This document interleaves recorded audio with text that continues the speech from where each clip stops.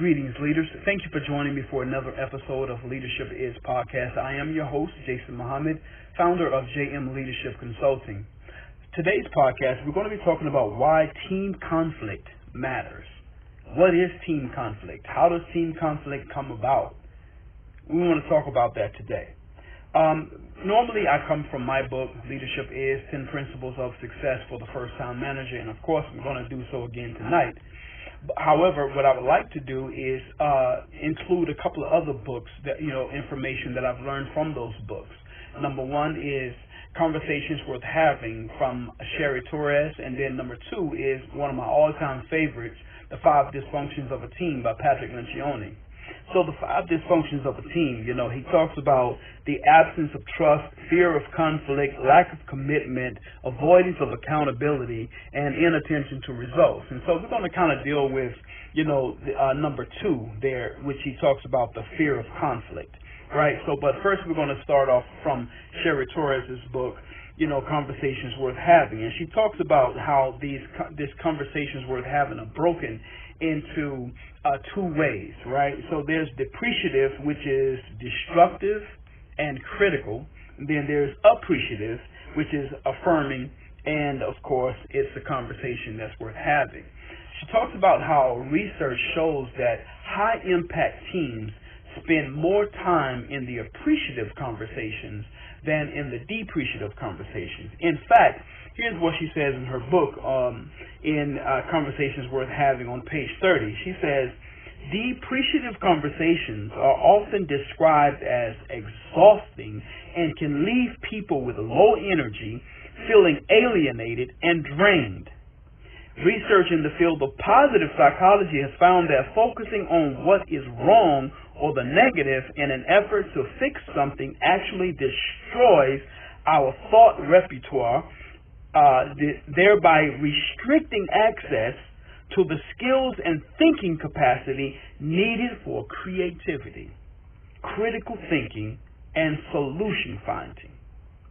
In other words, depreciative conversations can smother creativity, resulting in decreased productivity and disengagement. So you have to kind of think, why are your teams so energy level and creativity and productivity and work output so low?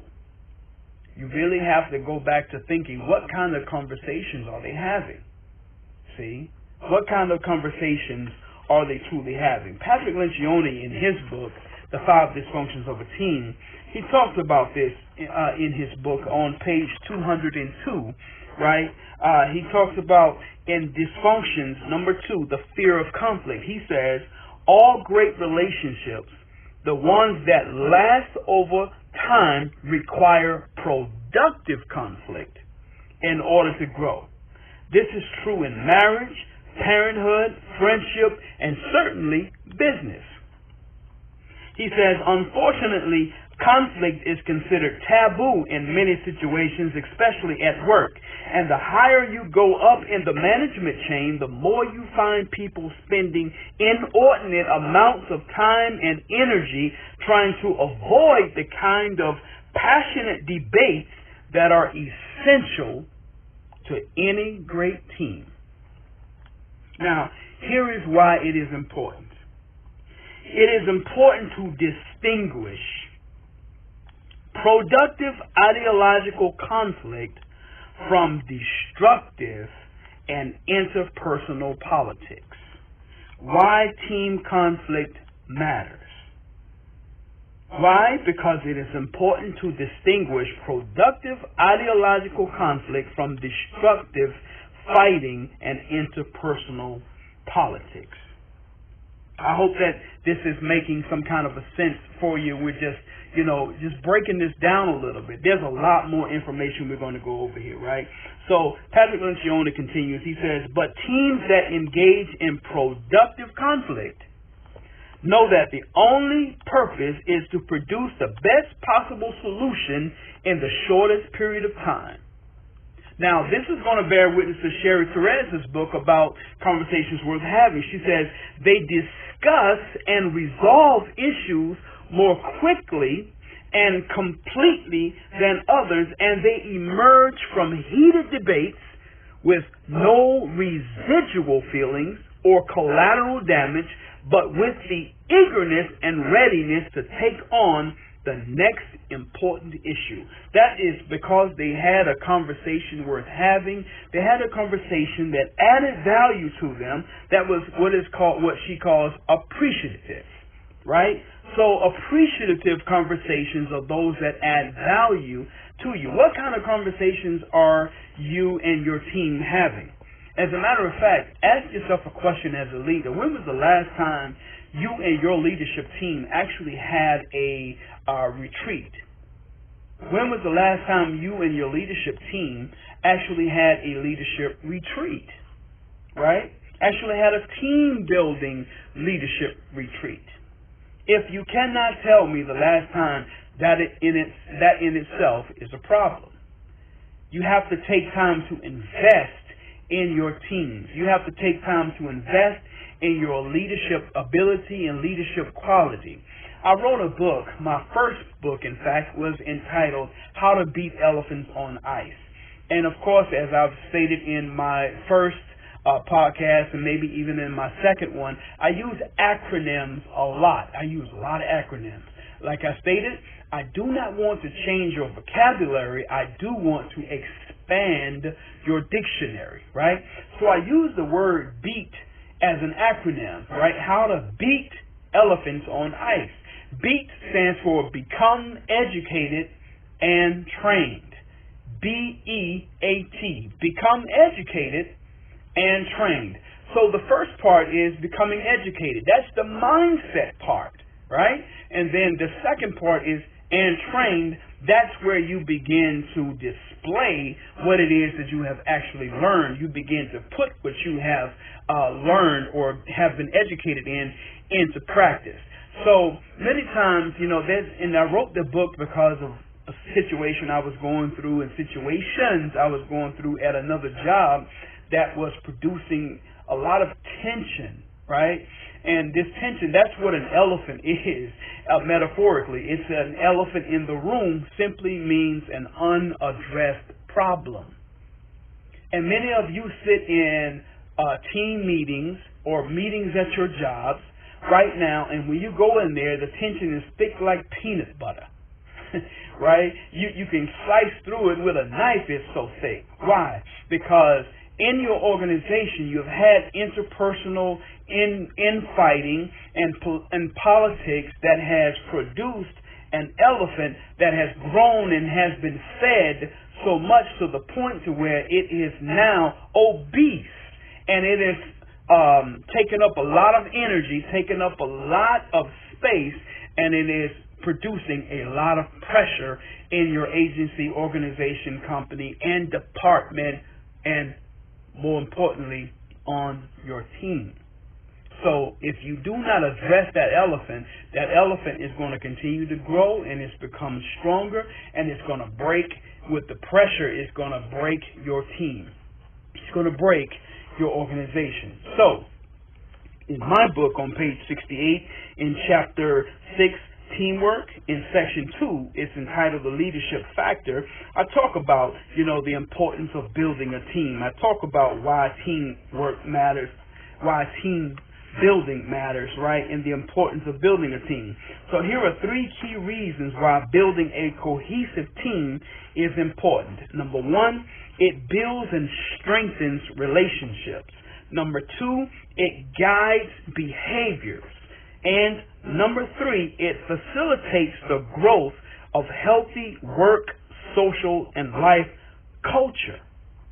See?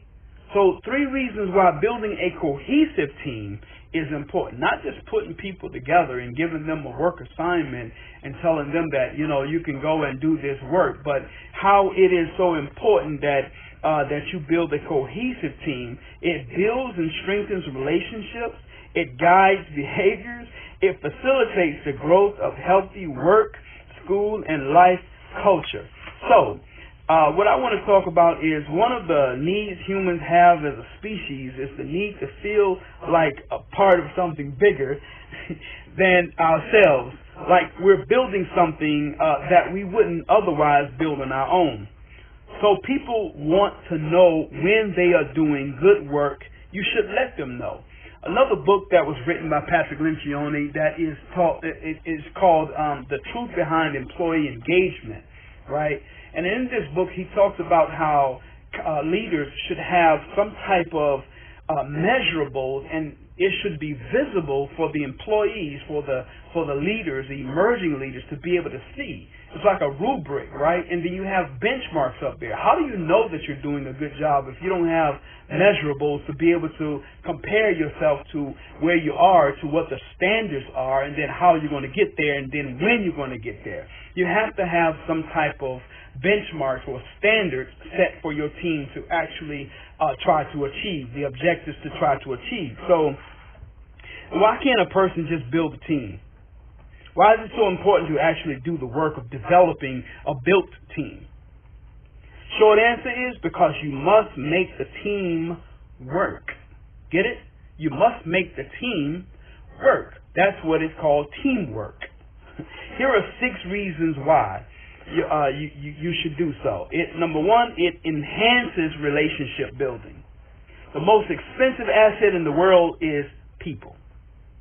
So it is important that the ones around you feel like you are invested in their lives and the things that matter to them. When you develop your team, you build a bridge that will serve you as a leader. Like the old saying says, no one cares how much you know until they know how much you care. Number 2, it invites conversation. This bridge opens the door to conversations where your team members feel confident about asking questions, seeking clarifications, and even sharing opinions. You ever been into a job place where the boss of the job or the leader of the job says they have an open door policy, but when you go to the door is always closed. When you knock on the door, no one ever answers. That's not an open door policy. That's just a door. Right? If you're going to have an open door, then that means that they can come in there and talk to you about things. See, what happens is if a leader truly has an open door policy in their company, that eliminates your employees going behind you, right, talking to other people about issues and talking to people who can't do anything about the issues that the company or that they're actually having within that company. See, if you truly have an open door policy, then they would do that. Now, here's the other part to it. If you do have an open door policy and that employee feels confident about coming to you, I'm going to tell you, you only get one chance to actually disrupt that whole trust factor that they have in you. So when you're having a conversation with an employee, as a leader, you must suspend judgment in order for you to practice what is called attentive listening. I've been in conversations and meetings with leaders, and they had their laptops up, and they're checking their phones and whatnot. Like, really? So what I'm saying to you really is not important then. What I'm saying to you is you have an open door policy. Simply what you mean is you just open your door. But you're not paying attention to what it is that I'm saying to you. Because then you start asking too many questions. Now, it's okay to ask questions, right? You must ask questions to show that you're actually paying attention. But then when you're asking a question to repeatedly, can you say that again? Can you say that again? Could you repeat that, please? Can you say that again? You're really not listening. See? So 2 great important things of what you're going to do as a coach and as a leader, right, is in order for your team to have trust in you with an open door policy, number 1, you have to suspend judgment. Number 2, you have to practice attentive listening. Okay? So, and again, what that does is that builds that bridge that invites conversation. Okay, so number 3, it empowers. Growth is the only constant. And even when people have the basic skills you require, you still have to develop them. This can be through signing them up with trainings, advanced courses, or sponsorship for a program and so on. You know, to have someone who's on your team and you've built them up on that team and then you just leave them, right, and you don't develop them. See, here's what the old saying says, that as in boxing, as in sparring, they say men sharpen men like steel sharpens steel. And the same thing can go for women.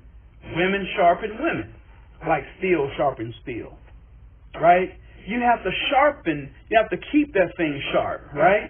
And I believe it is with, I believe it's Stephen Covey, that talks about it. It's one of those guys, but the saying is you have to sharpen the saw. Sharpen the saw. Right? You have to keep that saw that you have sharp. You have to continue to work on your craft and build your craft and keep your saw sharp. Okay, number 4, knowledge of self.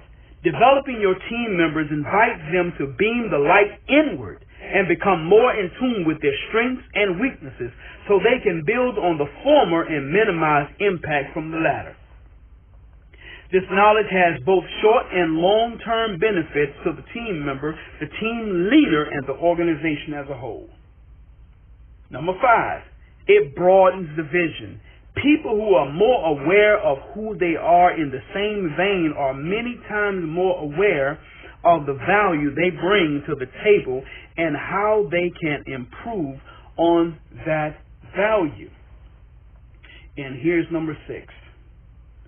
It invites conflict resolution. We have different ideals and different lenses through which we view and make meaning of things.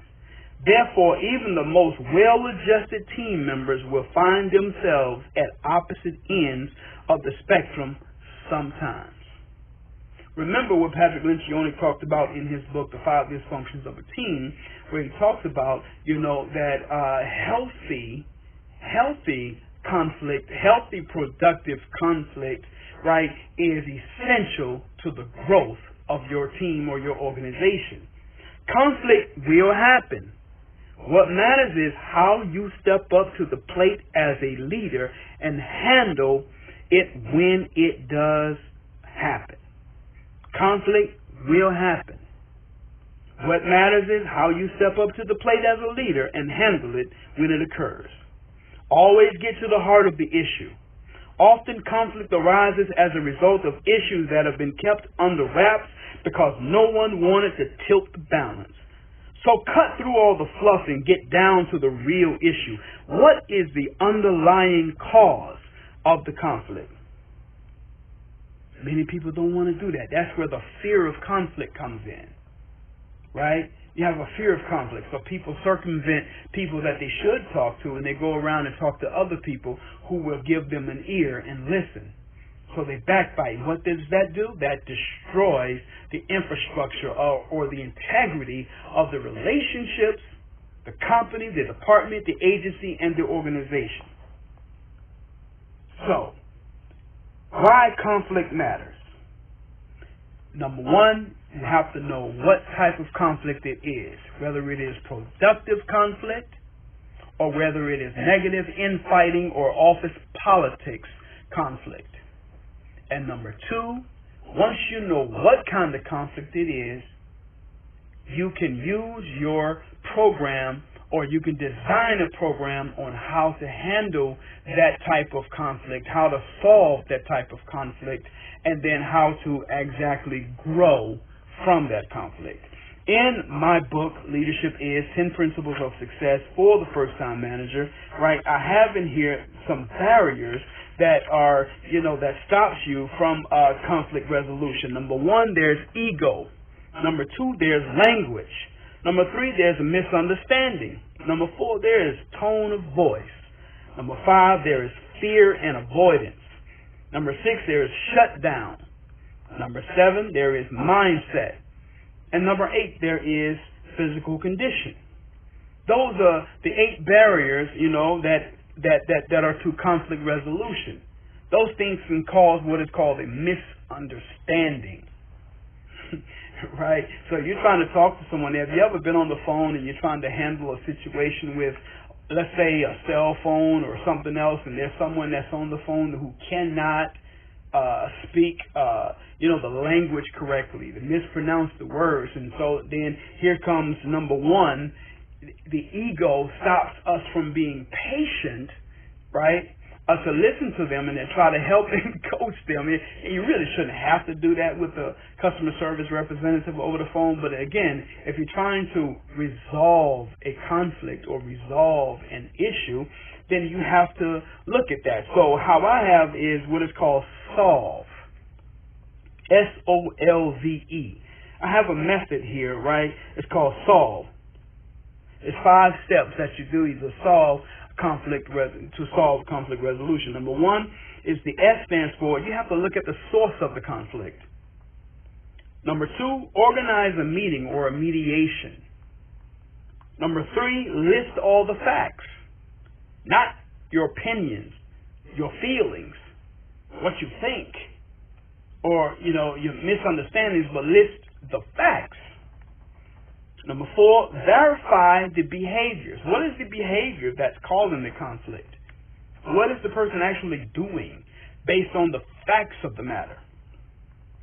Then number 5, you want to evaluate the solutions. So which means that now you're going to put some solutions on the board that are based on the behaviors, that are based on the facts of the matter, once you have organized your meeting based on the source of the conflict. See, you want to deal with facts. I've been in meetings where people talk about, well, I feel like such and such. No, you got to suspend that feeling. Let's deal with the facts. I think, right? That's a little better than what you're talking about you feel, even though feeling is related to emotional intelligence. You have to utilize emotional intelligence when it's time to use emotional intelligence. But again, when you're stating an issue, you have to start off with the facts. Okay? So the barriers of conflict resolution and the SOLVE method are presented as a framework in my book, Leadership is 10 Principles of Success for the First-Time Manager, with these techniques. However, it is solely up to you and your team to fill in the blanks of how you're going to actually put the meat onto the bones of this framework that I've just given you. Always remember, individuals win games, teams win championships.